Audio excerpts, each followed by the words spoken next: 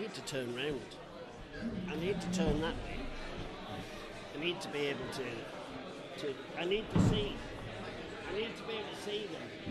You need to be able to see them. Yeah. So is that all right like that? So to be honest, like me and you do most of the talking, like at each other, and they kind of watch. But then what you kind of do is just turn to the side, like. As long as they can see me. Yeah. Are you happy with that? I'm happy. Yeah. I like to be seen. Not yet, Lee. Hello.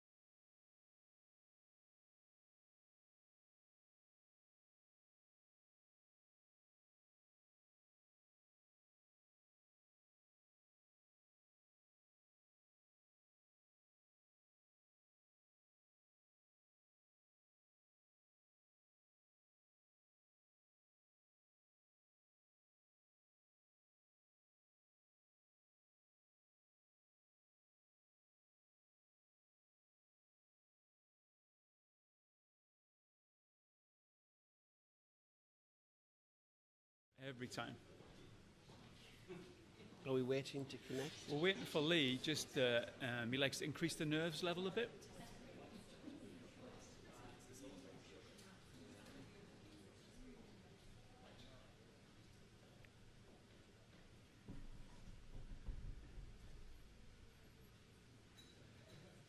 Five and 3, 53. 4 and 7, 47. Out. Don't move your markers. Wait for the check. You're very good at that one. Yes, it was a former career. We'll get into that later on. Quite in the lounge. Oh, good, Lee. Yeah? Yeah? Just kick off then. Thank you everyone for coming tonight. Jack included. I'm Jen, I work in the business investment team at South Tyneside Council, so we put on this event tonight. It's a bit different for us because we're normally down at 120 Green, which is one of our business centres, but having a guest like Ray, we thought we should just make the most of it. But here tonight. Quick bit of housekeeping. There's no fire drill expected. Someone will come running through that doors if it goes off, and we'll head down there. Loos are through the doors on either side here. Mobile phones, turn on silent please, but feel free to use to take pictures, tweet, post, share, whatever. A big welcome to Ray to our Tech Talk series. Ray's been here for many, many years, as I'm sure most people are aware. We'll find out a little bit more about why that is, I guess, in a little bit. And I'd like to introduce those of you who don't know Ian Farrar, who runs the Industry Angel Business Podcast. And this is going to be his 100th podcast, so quite a bit.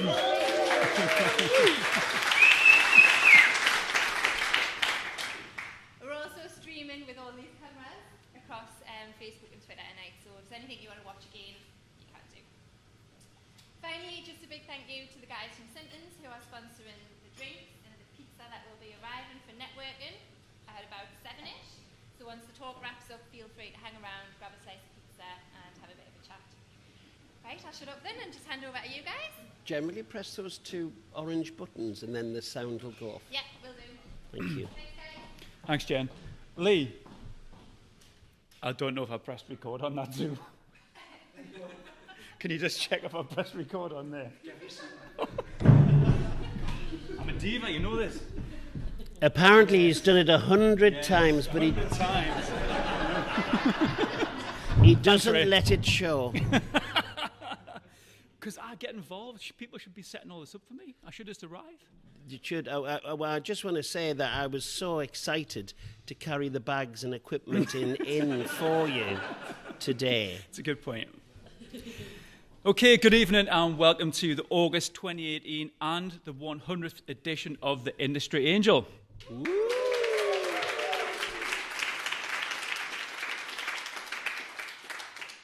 And thanks to Jen and Gren from the Invest South Tyneside team, we are under the banner of Tech Talks tonight. Now, Tech Talks, you might think, Customs House, Ray Spencer, Tech Talks, but there is technology, and we'll be talking about that later.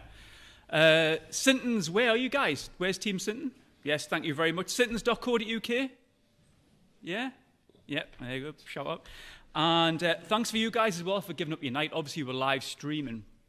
But we really need to support things in the Northeast and attend these events. So that's my little dig at you guys to get off your bums and attend a bit more. We've got some great stuff happening in the Northeast, so thanks for your support. And if you want to use the hashtag, we've got Industry Angel Live. That's going now. So we're on Facebook, Twitter, and YouTube as well, Jen. Okay. Feel free to share it, take photographs, tag yourselves, check in at the Customs House. Just out of interest, who has not been to the Customs House before? I have 4 children. Hang your heads in shame. Exactly. Okay, who makes the Christmas pantomime part of their family tradition?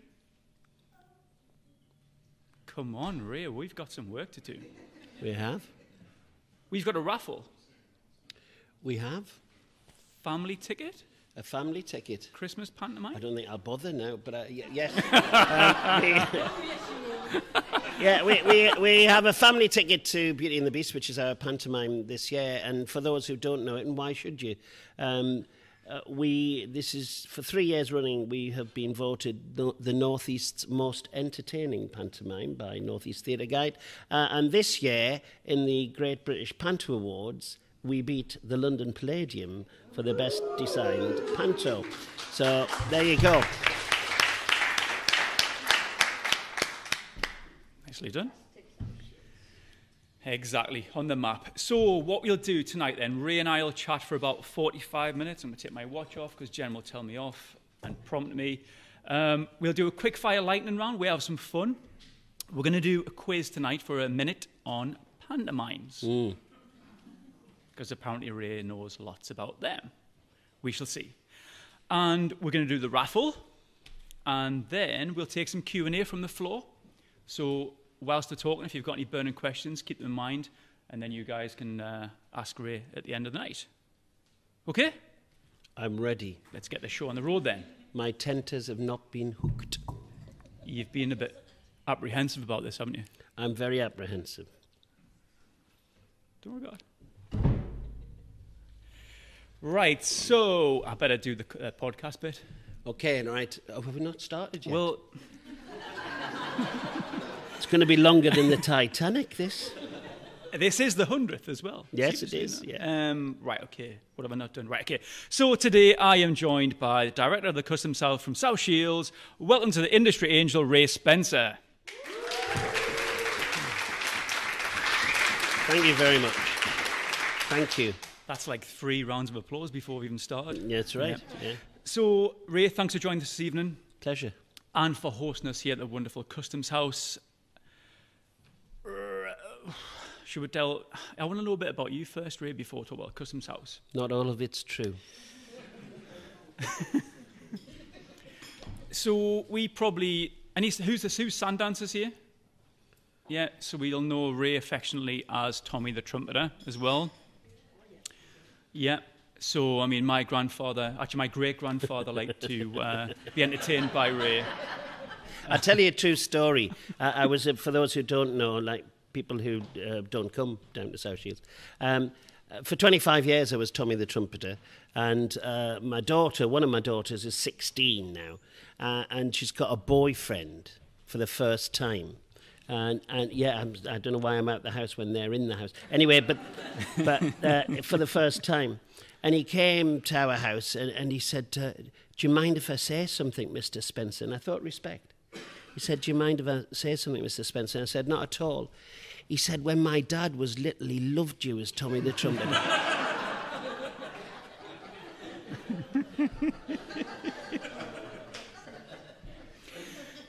You've still got the outfit, haven't you? Actually, I haven't. They've gone into archive. Oh, really? Yeah, because one, I couldn't get it back into it. But two, somebody asked if they could be archived. One day when I die, they might put them on display or something. I don't know. That just reminded me, last time I met you, we were at some business awards at Temple Park, and I said, let's do this. And you said, yeah, it sounds good. And I said, can we do it in frocks? Like Dame? Mm-hmm. And you knocked us back, yeah? Yeah, because it's a difficult thing, you know, because when you meet business people, like we are now, they perceive you in the way they see you. So if the time they met you was in a frock, then at a later date, when you say, can I have a word with you about the thing, who is that person? I know who that person is. They spend 7 weeks of the year dressed as a woman, which I do, because I'm now Dame in the pantomime here. So, yeah. So I thought, no, I'll be respectful to these people. I very nearly wore a dress, just out of pure respect for you. What you do in your spare time's up to you, Ian. Yeah. Really? So let's take it back then, before Tommy the Trumpeter, okay? We mentioned that you did 25 years, Ray? As Tommy, yeah. MBE? Yeah. I don't know how that happened either, but yes, right. I've got an MBE, yeah. Mm-hmm. Yeah. For arts to the region, for the Northeast. I think there's a round of applause in there, surely, isn't there? Yeah.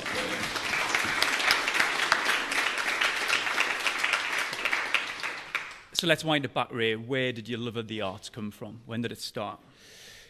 The first time I ever went into a television studio, my first experience of technology in a television studio, I was 3. and I went on a charabang, a bus journey, from our street to Tyne T Studios to see a television programme which was called The 1 O'Clock Show. And it went out live, guess the time, 1 o'clock. But before daytime telly, we used to have this 1 o'clock show. And I went along to it. And when we got there, they said I couldn't get in because I was not an adult. But it was the only way my mum could go, was if she took me. Anyway, they let me in the end. And there's a shot of me sitting on the stairs. The world was a different place then. You've got to remember this was 1960. So the celebrity chef that they had was making something a bit exotic. He was making a Spanish omelette. and the Spanish omelette was passed along the audience. No health and safety then. So the audience tasted it and passed it on. But apparently it arrived at me, and I was sitting on the steps between two lines of seats, and I was on camera eating this omelette on Tyne T's 1 o'clock show. So I think that's what gave me a taste both for Spanish omelette and show business. Okay, and that was 3-year-old? I was 3 years old, and the first thing I did probably was nativity in infants. And then what made me think I could do it professionally, I was actually training to be an accountant. And I know, and it's unbelievable. It's been very useful, though. And I was 22, and I did a show with Alan Price, the musician, called HMS Kelly, which was about a ship built on the Tyne. And it was on BBC One, BBC Two. But the people who were working on it said, "What's your next job?" And I said, "I'm going back to the hospital where I'm trained to be an accountant." And I said, "Oh, you should be doing this." Now, my dad worked as a corker burner in the yard behind me here for 42 years. And my dad was disappointed that at 15, I said I didn't want an apprenticeship. Thank you very much. He was really shocked because he said to me it was a job for life. I would have been unemployed for many decades by now. And so he was all right when I went off to be an accountant. But when I said at 22, "Do you know what, Dad? I'm going to give up being an accountant and I'm going to train to be an actor." Now, for a man who had lived by his own sweat and guile for all those years, it was a bit of a shock to have a son who wanted to be an actor. But it's what I wanted to do, so I went off to do that. And through various routes, I ended up here. You can't be skipping the various routes. I remember me... well, I can't tell you that story. Anyway, so I did my degree, and then I had a chance to move out the region, and I didn't. And then I was a jobbing actor for a little bit. And then I used my acting skills to sell videotapes. Another bit of technology in my life. And the best people who bought videotapes were miners, because they worked funny shifts and they had the money to buy the video machines. And I used to drive down to London and sort of buy a shed load of Superman 3s, put them in the back of the boot, drive back. So I'd be like getting there at 9 o'clock, so I was setting off at 4:30 in the morning, get down there, as soon as it was released, drive back up here, and I'd be all over the northeast selling Superman 3. Now this was in 1983-4 time. 1983-4, a videotape was £54 ex-VAT, and you were flogging it, and then they were renting it out all over the place, and we had a margin of about 15% on those tapes. So the miner strike came, and guess what? The last thing on a miner's mind was buying a videotape or hiring a videotape. They didn't have any money. So it really impacted on our business. So then I walked into the college one day and I said, "I'd like to train as a teacher." And they said, "All right." And they said, "Just fill in your card." So I filled it in. They said, "Oh, is that your qualification in drama?" And I said, "Yes, it is." They said, "Would you mind just coming in for 7 hours a week? Because we haven't got a drama teacher and we've got these classes." This is true. So I went in for 7 hours a week. And then they said, "There's nobody to take the effing Wex." This was fabrication and welding students. To do general studies on a Monday from 4:30 to 5:30. Honestly, they gave it to a part-timer because nobody wanted to take on these kids. And they used to say to me, get there 10 minutes before because they'll go out the window if you're not in quick enough. And so I started doing part-time stuff, general study stuff, do a whole host of different courses. And then I eventually got a full-time job as a performing arts lecturer. And I had a great I had a great principal, John Wells, who believed that people who taught should put their hands on the tools. They should still remember how to do it. So he used to let me go off and perform elsewhere. So I went all over the place performing. And one of the things I did was work with John Miles. Music was my first love. That John Miles. And Tom Kelly.